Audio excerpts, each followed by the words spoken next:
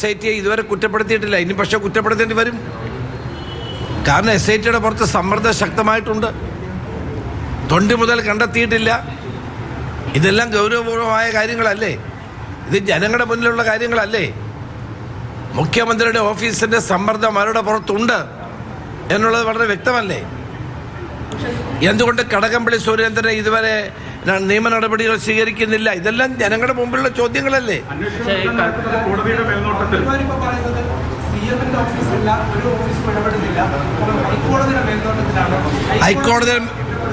ഹൈക്കോടതിയെ ഞങ്ങൾ ആരും കുറ്റപ്പെടുത്തുന്നില്ല. ഹൈക്കോടതി ജോലി ഭംഗിയായി ചെയ്യുന്നുണ്ട്. SITയുടെ പുറത്താണ് ഈ സമ്മർദ്ദം മുഴുവൻ. സ്വാഭാവികമായും ഈ ഓരോ പ്രതികളും പുറത്തു വരുമ്പോൾ ജനങ്ങളിൽ സംശയം ഉണ്ടാകുന്നത് സ്വാഭാവികമല്ലേ?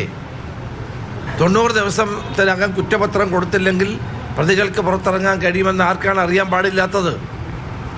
അപ്പോൾ ആ സൗകര്യം ഉപയോഗിച്ചുകൊണ്ട് പ്രതികൾ ഓരോരുത്തരും പുറത്തു വരുന്നു.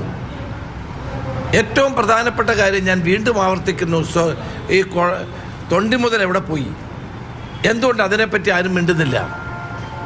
അപ്പോൾ കലിയുഗവരതനായ അയ്യപ്പസ്വാമിയുടെ സ്വർണം അടിച്ചുകൊണ്ട് പോയ ആളുകളെ ആര് സംരക്ഷിക്കാൻ വിചാരിച്ചാലും നടക്കില്ല. ഈ ശ്രമം വളരെ ശാസ്ത്രീയമായി നടത്തിക്കൊണ്ടിരിക്കുകയാണ്. ഇതിൽ CPMന്റെ നേതാക്കന്മാരകത്ത് കിടന്നിട്ട് അവരുടെ പേര് ചെറുവിൽ അരക്കാൻ പോലും ഗവൺമെൻറ് മുഖ്യമന്ത്രിയോ പാർട്ടി സെക്രട്ടറിയോ തയ്യാറാകാത്തത് അവർ കൂടുതൽ കാര്യങ്ങൾ വിളിച്ചു പറയുമെന്നുള്ളത് കൊണ്ടല്ലേ? CPM പ്രതിക്കൂട്ടിൽ നിൽക്കുമെന്നുള്ളത് കൊണ്ടല്ലേ അവർ പ്രതികളായിട്ടുള്ളവരുടെ പേരിൽ നടപടി സ്വീകരിക്കാത്തത്? അവർ പലതും തുറന്നു പറയുമെന്നുള്ള ഭയപ്പാട് കൊണ്ടല്ലേ?